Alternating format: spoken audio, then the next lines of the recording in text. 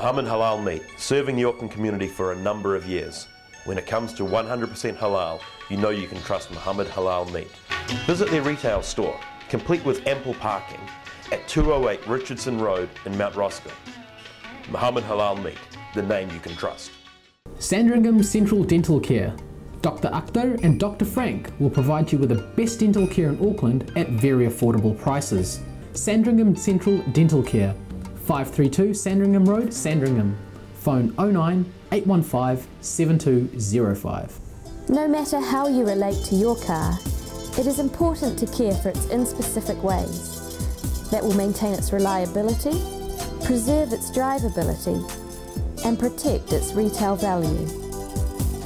Moon Motors and Tyre Centre, 81 Hui Street, Otahu, Auckland. Phone 09 270 3434. Jennifer, welcome to Hui Tahi Tupu Tahi Everyday Communities program, and thank you for making time to come and talk to us. I understand you've been working with refugees and immigrants here to New Zealand, and you do a great job out there. It's just that would you like to tell our viewers what you actually do in the community and tell a little bit about yourself? Thank you, Kaliti, and thank you for inviting us on this program. I'm originally from Fiji, and I've lived in New Zealand since 1989, and I've been in the New Zealand public sector for the past 18 years. My current role is that of a project manager with Settling In, which is part of Family and Community Services, which is a service delivery arm of Ministry of Social Development. My role is that which is a regional one, and basically what that involves is working directly with refugee and migrant communities. You know, they know their issues and they know the solutions as well, so it's just about facilitating the resources or whatever it may be.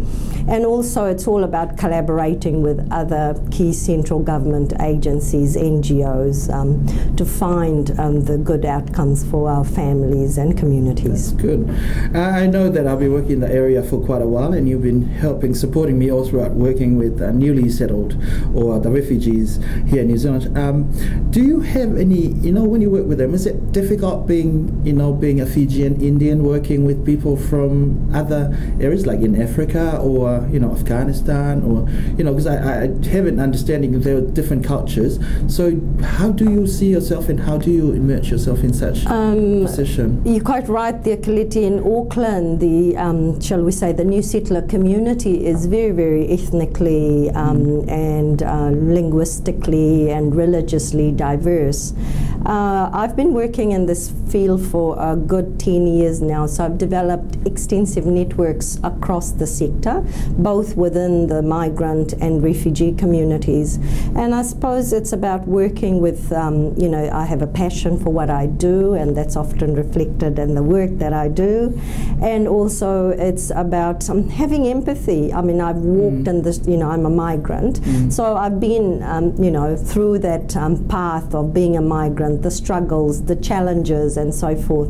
And those are perspectives I bring into the job. So over the years, I've built, as I mentioned earlier on, extensive networks, and I work across the board with refugee communities. They could be from Afghanistan or East Africa or, East Europe or the Balkans, wherever, and also the same with the migrant communities. And in saying that, I must say, Kaliti, one size doesn't fit all, because, with each communities, they'll have different issues and they'll take different approaches to whatever the solutions may be. Yes, Jennifer, I could totally understand. I work across ethnic groups, like not only Pacific, but mainstream and Māori, of course. And being a public servant just like yourself, I can see that coming through. You've been in public service longer than I am, but at the same time, I think, can you give us a view on, we're talking about child abuse, neglect and family violence, the topic we can't afford to discuss in this program. It's just that I understand that it's all across cultures, but at the same time, is there a difference when you deal with this ethnic diverse group that you were talking about earlier, refugees? In terms of addressing the subject matters that you talked about, I just want to touch on a project, and I know earlier on in this program, Arif and other community members have appeared on this program. In 2004, when I joined the Ministry of Social Development, we started off with a needs assessment within the migrant and refugee communities, just to identify what their social needs were. And whilst there are some overlaps between the communities, there's different issues also. But family violence at that time did not feature in any of the focus group discussions we had. This was 2004.